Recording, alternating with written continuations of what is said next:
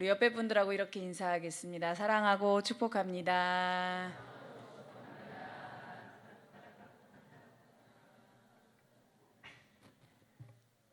사랑과 축복을 많이 나누시네요. 한 번 더 인사하실 때는요, 한 걸음 더 영적으로 성장하세요. 인사하겠습니다. 한 걸음 더 영적으로 성장하세요. 네. 올해 우리 담임 목사님께서 정해주신 표어가 한 걸음 더 주님 앞으로 해서 2026년도에 영적 성장하는 해를 목표로 삼고 있는데, 저와 여러분 모두가 그 표어처럼 한 걸음 더 주님 앞으로 나아가면서 또 영적으로 성장할 수 있기를 주님의 이름으로 소망합니다. 국어 사전에 보면 홀로 되어 쓸쓸한 마음을 느끼는 것을 외로움이라고 정의합니다. 그렇다면 외로움과 이렇게 비슷한 동의어로 사용하는 단어가 있는데, 그것은 무엇일까요? 네, 고독입니다. 네, 빠르십니다. 오늘 말씀 그 주보에 나와 있죠. 오늘 말씀의 제목이 고독인데요. 국어 사전에 보면 외로움과 고독의 정의가 별반 다르지 않게 보입니다. 쓸쓸하고 외롭다는 뜻이죠. 그런데 역사적으로 보면 외로움과 고독은 엄밀히 다릅니다. 수많은 철학자들은 외로움과 고독이라는 단어를 분리시키고 다른 의미로 사용했습니다. 이와 관련해서 폴 틸리라는 신학자는 외로움과 고독에 대해서 다음과 같이 정의했습니다. 외로움은 혼자 있는 고통을 표현한 말이고, 고독은 혼자 있는 즐거움을 표현하기 위한 말이다. 그러므로 고독이란 집단 속에서 혼자 자신만의 시간을 갖고 자신을 발견하는 일이라고 할 수 있습니다. 그러면 여러분은 바쁜 생활 가운데에 일부러 시간을 내서 자신을 위해서 고독한 시간을 갖고 계신가요? 만약 그렇다면 그 시간을 어떻게 보내고 계신가요?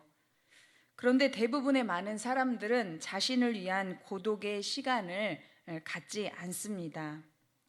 쇼펜하우어는 자신의 쓴 책 고독과 인생이라는 책에서 다음과 같은 말을 했습니다. 정신이 풍부한 사람은 욕심과 고통을 버리고 평온하고 여유로운 생활을 한다. 그리고 나서 조용하고 소박한 생활을 하고 가능한 남에게 비난받지 않는 생활을 한다. 따라서 정신이 풍부한 사람은 누군가와 어느 정도 알게 된 후에 속세를 떠난다. 위대한 정신을 가진 자는 고독을 선택할 수 있다. 쇼펜하우어는 권력에 복종하지 않고 평생 독신으로 지내면서 홀로 사색을 즐긴 사람입니다.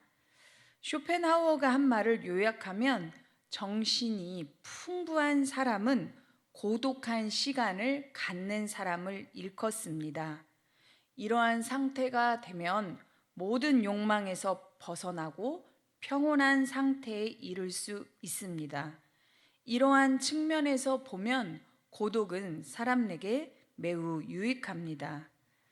그런데 오늘날 살아가고 있는 우리들은 앞서 말씀드린 것처럼 고독과 외로움을 동일시 여기고 혼자만의 시간을 갖더라도 자신만을 위한 시간을 갖는 경우가 매우 드뭅니다. 만약 의도적으로 남들과 떨어져 있는 시간을 갖는다면 자신을 위해서 어떤 일을 하거나 자신의 삶을 또 성찰하는 시간을 가져야 하는데, 오히려 그 시간을 제대로 활용하지 못합니다. 그럼에도 불구하고 바쁜 현대 사회에 살아갈수록 자신을 위한 고독의 시간을 가져야 합니다. 특히 우리 신앙인들은 하나님과 함께 고독의 시간을 보낼 수 있습니다. 스위스 철학자 카를 힐티는 자신이 쓴 책 잠 못 이루는 밤을 위하여라는 책에서 이런 문장으로 이야기했습니다. 하나님과 함께하는 경건한 삶과 연결되지 않는 단순한 정적과 고독은 유혹을 이길 힘도 구원도 완성하지 못한다. 카를 일티는 독실한 그리스도인이었는데 고독의 시간에 하나님과 함께 보냈고 그것이 신앙과 삶에 굉장히 큰 유익이 된다고 말했습니다.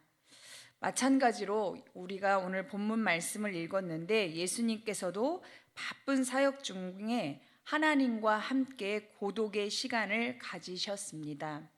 그리고 예수님은 이 시간을 통해서 자신을 위한 시간을 가지셨고 자신을 발견했습니다. 그래서 예수님은 고독을 통해 자신의 삶의 방향을 정했습니다. 성경은 예수님께서 고독한 시간을 보낼 때 한적한 곳 또는 외딴 곳에 가셨다고 기록했습니다. 그렇다면 예수님께서는 고독의 시간을 어떻게 보내셨고 그 시간에 무엇을 하셨을까요? 첫째, 예수님은 고독의 시간에 기도하셨습니다. 우리가 읽은 마가복음 1장 35절의 말씀을 다시 한번 합독하겠습니다. 35절의 말씀입니다. 새벽 아직도 밝기 전에 예수께서 일어나 나가 한적한 곳으로 가사 거기서 기도하시더니. 아멘. 예수님께서는 새벽에 한적한 곳으로 가서 하나님께 기도했습니다.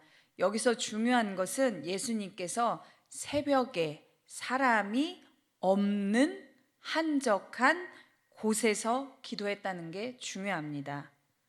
이것은 예수님께서 사람이 없는 곳에서 자신을 위한 시간을 가지셨고 그 시간에 하나님께 기도했습니다. 왜냐하면 전날 밤 사람들이 모든 병자와 귀신 들린 자를 예수님 앞으로 데리고 왔기 때문입니다. 얼마나 많은 사람들이 모였는지 오늘 우리가 읽었던 본문의 그 앞절을 보면 33절에 보면 온 동네가 예수님 앞에 모였다고 기록되어져 있습니다.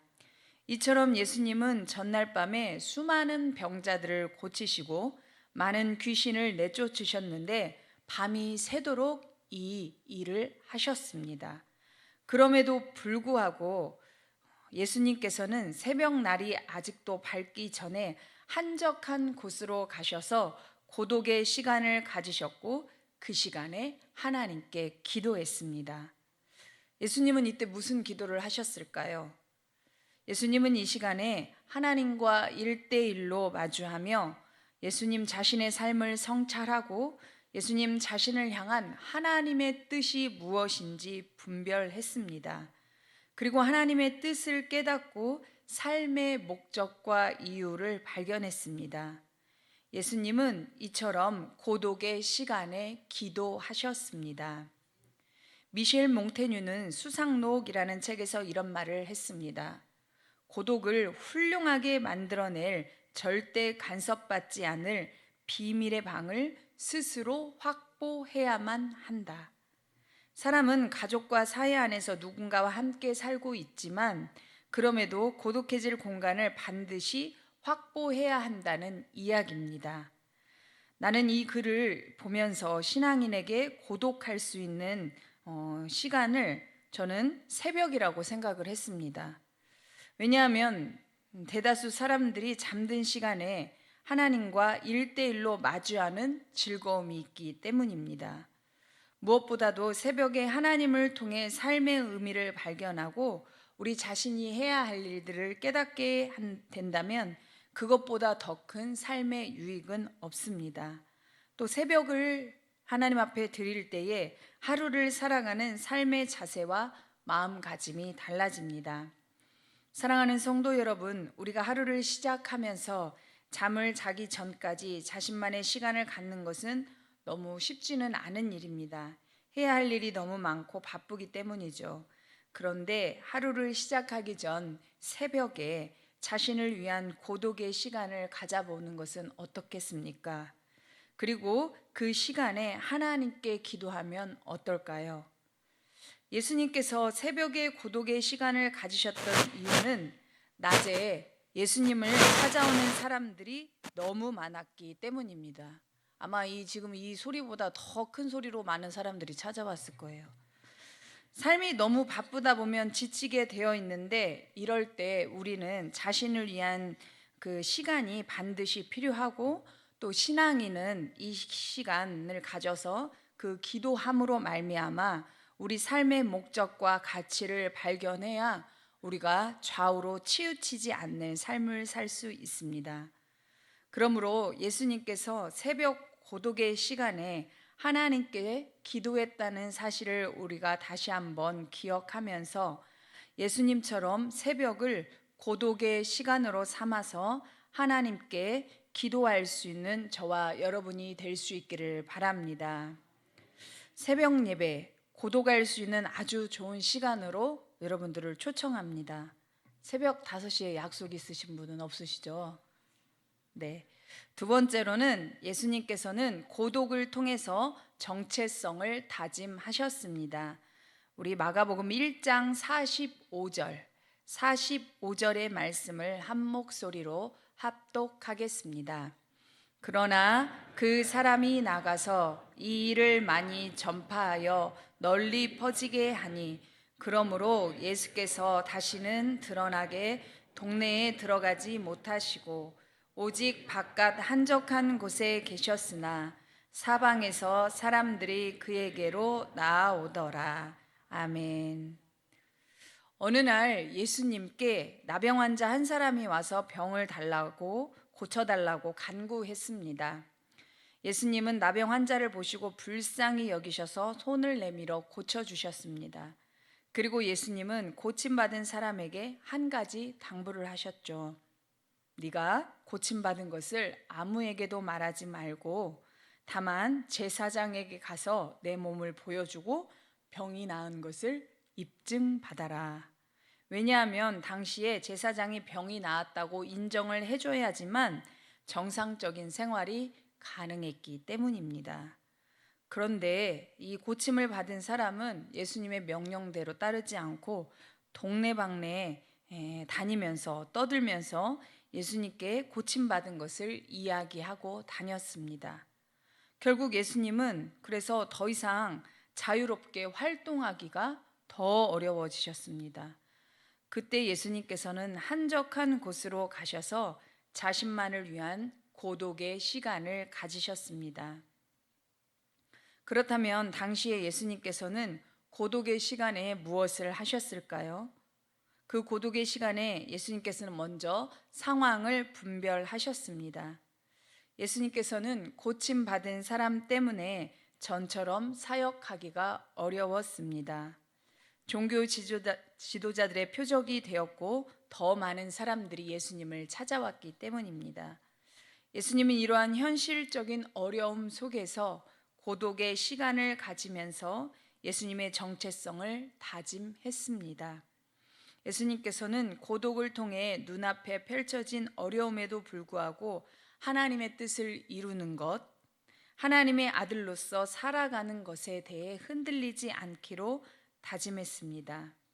그래서 다음 말씀을 보면 예수님께서는 마가복음 2장 1절에 보면 예수님께서는 며칠이 지나고 다시 마을에 있는 자신의 집으로 가셨다고 말씀하고 있습니다. 그리고 다시 사람들에게 말씀을 전파하고 병자를 고쳐주면서 사람들로 하여금 하나님께 영광을 돌리게 했습니다. 이처럼 예수님께서는 고독을 통해 자신의 정체성을 다짐했고 다시 사역을 시작하셨습니다. 로마 제국의 철학자였던 루키우스 세네카는 이런 말을 했습니다. 사자나 다른 동물들은 우리 안에서 힘이 억제되지만 인간은 그렇지 않다. 인간의 힘은 조용한 곳에서 최대치가 나온다. 이 말을 예수님께 적용해 본다면 고침받은 사람 때문에 예수님도 우리 안에 갇힌 신세가 되었습니다. 그러나 예수님께서는 고독을 통해 자신의 정체성을 다짐했고 더 큰 사역을 할 수 있는 힘을 얻으셨습니다. 어쩌면 우리도 각자 삶의 무게라는 우리 안에 갇혀 있을지도 모릅니다. 그러나 이러한 상황 속에서 예수님처럼 고독을 통해서 자신의 정체성을 다짐해야 합니다. 특히 우리가 신앙인이라는 정체성을 확립했을 때에 이전보다 세상을 살아갈 더 큰 용기와 힘을 얻을 수가 있기 때문입니다. 무엇보다 우리가 이러한 결심을 했을 때 예수님께서 우리 삶을 선한 길로 인도해 주시고 우리는 그 길에서 참된 평안과 복을 누리게 됩니다. 그러므로 우리는 고독을 통해서 그리스도인이라는 신앙인이라는 정체성을 가질 수 있기를 바랍니다. 셋째, 예수님께서는 제자들에게 고독을 권면하셨습니다. 우리가 오늘 읽은 본문은 아닌데요. 제가 마가복음 6장 30절에서 31절 말씀을 읽어 드리겠습니다. 사도들이 예수께 모여 자기들이 행한 것과 가르친 것을 낱낱이 고하니 이르시되 너희는 따로 한적한 곳에 가서 잠깐 쉬어라 하시니 이는 오고 가는 사람이 많아 음식 먹을 겨를도 없음이라. 아멘. 마가복음 6장 7절에 보면 예수님께서는 12 제자들을 불러 세워서 2명씩 한 팀을 만들어 전도 여행을 보내셨습니다. 그리고 이 제자들에게 지팡이 외에 아무것도 가지지 말라고 명하셨습니다. 이 제자들은 많은 어려움과 여러 고생을 하고 돌아왔죠. 그래서 예수님께서는 이 제자들이 돌아왔을 때 너희들 한적한 곳에 가서 쉬라고 권면하셨습니다. 여기서 예수님께서 한적한 곳에 가서 쉬라고 권면하셨지만 여기서 예수님께서는 이들에게 단순히 쉬라고만 하신 게 아니라 고독의 시간을 가지라고 하셨습니다. 왜냐하면 제자들에게 자신들이 했던 사역을 되돌아볼 시간과 앞으로 또 어떻게 사역을 하고 자신이 진 그 십자가를 어떻게 질 것인지를 생각해 보기를 원하셨기 때문입니다. 그래서 예수님께서는 제자들을 데리고 일부러 배를 타고 한적한 곳으로 이동하셨습니다. 이처럼 예수님께서는 제자들에게 고독을 권면하셨습니다. 사랑하는 성도 여러분, 예수님께서는 바쁜 나날을 보내고 있는 우리들에게 고독을 권면하십니다. 그리고 그 시간을 통해 우리 자신의 삶을 성찰하고 앞으로 나아가야 될 삶의 방향을 꿈꾸며 신앙인으로 주님이 걸어가셨던 그 발걸음을 내딛기를 원하십니다. 우리가 이러한 결단을 한다면 고독의 시간을 보낼 때 주님께서 우리와 함께 해주시고 우리에게 말씀해 주시며 주님의 뜻을 보여주십니다. 그러므로 주님께서 고독을 권면하셨다는 것을 기억하시기 바랍니다. 이처럼 예수님께서는 혼자서가 아니라 하나님과 함께 고독의 시간을 보내셨습니다. 그래서 기도하셨으며 자신의 정체성을 확립했고 제자들에게 고독을 권면하셨습니다. 그래서 예수님께서는 자신도 피하고 싶었던 십자가의 길을 묵묵히 걸어가셨고 결국 죽기까지 순종한 삶을 우리에게 보여주시면서 그 발자취를 따라오라고 말씀하셨습니다. 무엇보다도 예수님께서는 사역을 시작하기 전부터 고독의 시간을 가지셨습니다. 예수님께서 세례 요한에게 세례를 받고 광야로 나가셨고 예수님께서는 광야에서 40일 밤낮 금식했습니다. 여기서 그치지 않고 사단에게 시험도 받으셨죠. 분명 예수님께서는 많이 힘들고 외로웠을 일입니다. 그런데 예수님께서는 이 시기를 외로움이 아닌 고독의 시간으로 삼았습니다. 예수님께서 광야에서 40일 동안 고독의 시간을 보내셨는데 이러한 경험이 있었기 때문에 사역을 하면서도 시간을 내서 한적한 곳에서 고독의 시간을 보내셨습니다. 그런데 무엇보다도 하나님께서 이 시간에 함께 해 주셨습니다. 이것을 보면 예수님께서는 고독의 시간 하나님과 함께 하셨고 그 시간이 있었기 때문에 좌우로 흔들리지 않았고 십자가의 길을 걸어갈 수 있었습니다. 마찬가지로 오늘 우리도 바쁜 삶 속에서 자신만의 고독의 시간을 확보해야 합니다. 특히 우리 그리스도인들은 우리가 겪는 고독은 혼자 겪는 고독이 아니라 하나님께서 함께 하시는 고독임을 깨달아야 합니다. 예수님께서는 고독의 시간에 하나님과 함께 하셨습니다. 우리도 하나님 앞에서 고독의 시간을 갖는다면 고독의 시간에 주님의 임재를 경험할 수 있고 우리 자신을 발견하면서 신앙인의 정체성을 확립할 수 있습니다. 그러므로 예수님처럼 고독의 시간을 가져서 그 자리에서 하나님을 대면할 수 있는 저와 여러분들이 다 될 수 있기를 바랍니다. 기도하겠습니다. 살아계신 하나님, 감사합니다. 오늘 말씀을 통해서 예수님의 사역 가운데 예수님께서 항상 열매 맺고 가르치고 치유하고 전파하는 사역뿐만이 아니라 이렇게 고독의 시간을 통하여서 또 사역을 이루어 가셨음을 저희들 오늘 다시 한번 깨닫습니다. 하나님, 고독한 일은 즐거운 일은 아니지만 이 고독의 시간을 통하여서 하나님의 온전한 사람으로 단련되는 시간임을 저희들 다시 한번 깨닫습니다. 이 고독의 시간을 가지며 이 고독의 시간에 하나님을 대면하여 볼 수 있는 저희들 다 될 수 있도록 은혜 베풀어 주시옵소서. 새벽 미명에 기도하시며 새벽 미명에 고독의 시간을 하나님을 만나는 시간으로 정하셨던 그 예수님의 모습을 본받아 저희도 날마다 새벽을 깨우며 그 고독의 시간을 사모할 수 있는, 그래서 그 자리에서 우리의 정체성을 확립하고 하나님으로부터 응답을 받을 수 있는 저희들 다 되게 하여 주시옵소서. 하나님, 저희들 다짐하고 계획하지만 저희들 연약하여서 하나님 넘어지기 쉬우니 저희들에게 더 큰 믿음을 주시고 이 계획한 믿음, 이 다짐한 믿음을 실천할 수 있는 믿음과 용기와 건강을 허락하여 주시옵소서. 그래서 우리 교회에 고독의 시간을 많이 갖는 우리 성도님들이 모여서 우리 교회가 모인 공동체들마다 소모임마다 하나님의 영광이 드러날 수 있는 우리 교회 되게 하여 주시옵소서.